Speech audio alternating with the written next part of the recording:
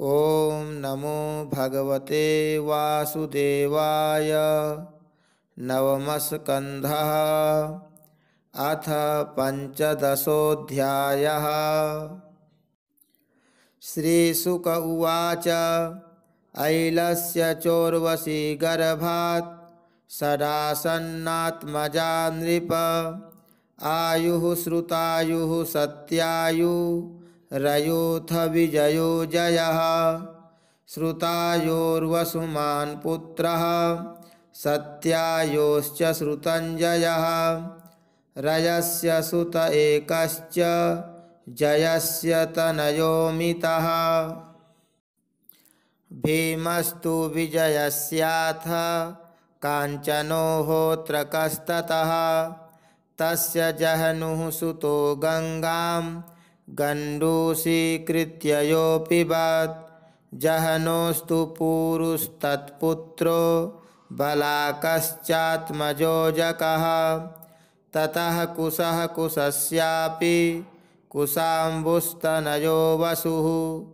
कुशनाभश्च चत्वारो गाधिरासीत् कुशाम्बुजः। तस्य सत्यवतीं कन्या मृचिको याच तद्विजः। वरं विसदृशं मत्वा गाधिर्भार्गवमब्रवीत्। एकतः श्यामकर्णानां हयानां चन्द्रवर्चसां। सहस्रं दीयतां शुल्कं कन्यायाः कुशिकावयम्।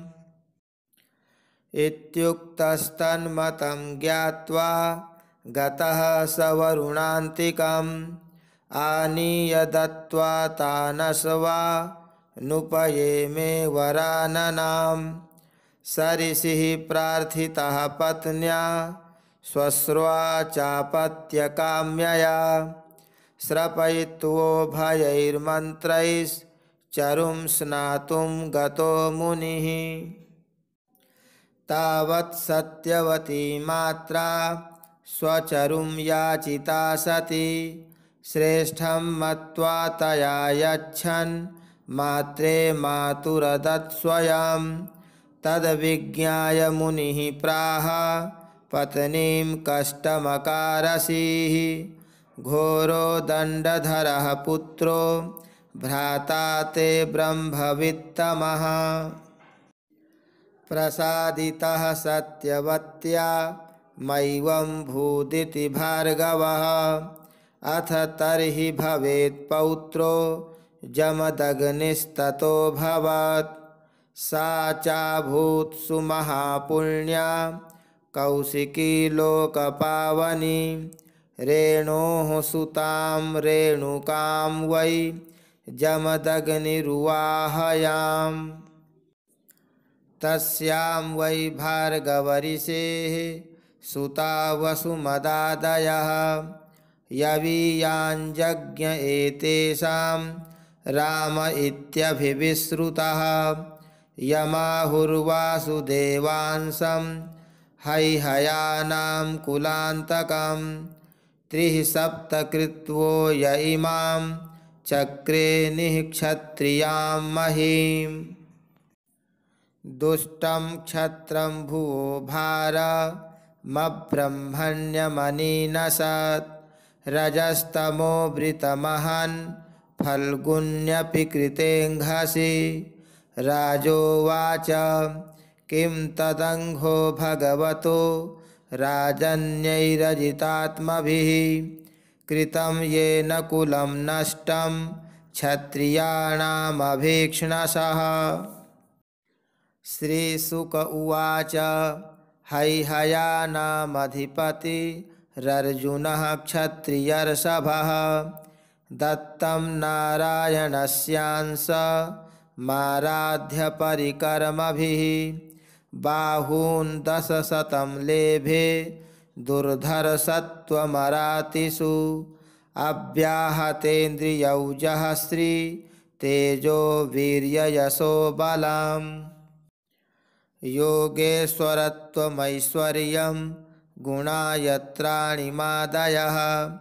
चचाराभ्याहतगतिर्लोकेषु पवनो यथा स्त्रीरत्नैरावृतः क्रीडन् रेवाम्भसि मदोत्कटः वैजयन्तीं स्रजं बिभ्रद् रुरोध सरितं भुजैः विप्लावितं स्वशिबिरं प्रतिश्रुतः सरिज्जलैः नामृष्यत्तस्य तद्वीर्यं वीरमानी दशाननः गृहीतो लीलया स्त्रीणां समक्षं कृतकिल्बिषः माहिष्मत्यां सन्निरुद्धो मुक्तो येन कपिर्यथा स एकदा तु मृगयां विचरन् विपिने वने यदृच्छयाश्रमपदं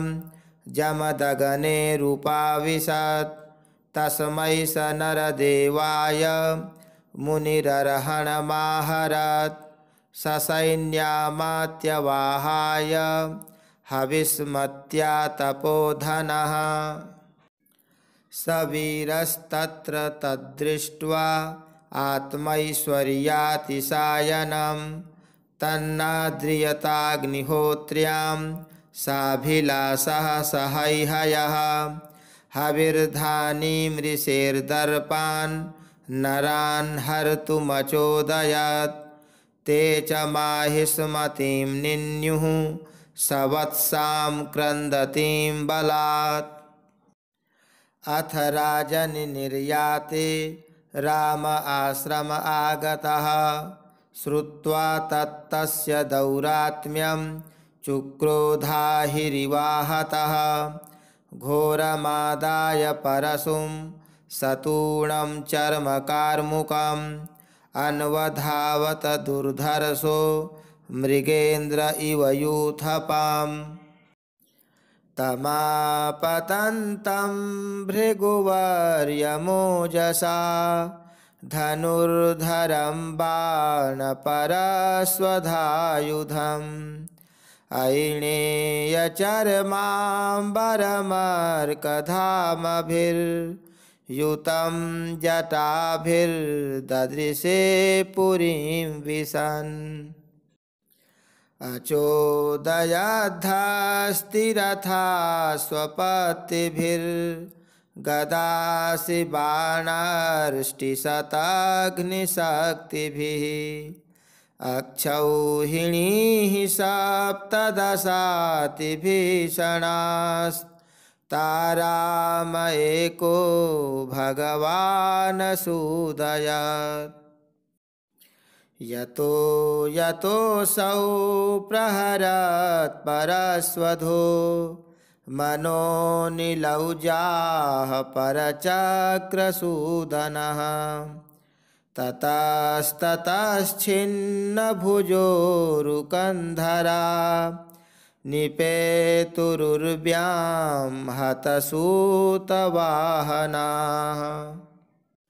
दृष्ट्वा स्वसैन्यं रुधिरौघकर्दमे रणाजिरे रामकुठारसायकैः विव्रेक्णचर्मध्वजचापविग्रहं निपातितं हैहय आपतदृशा अथार्जुनः पञ्चशतेषु बाहुभिर्धनुः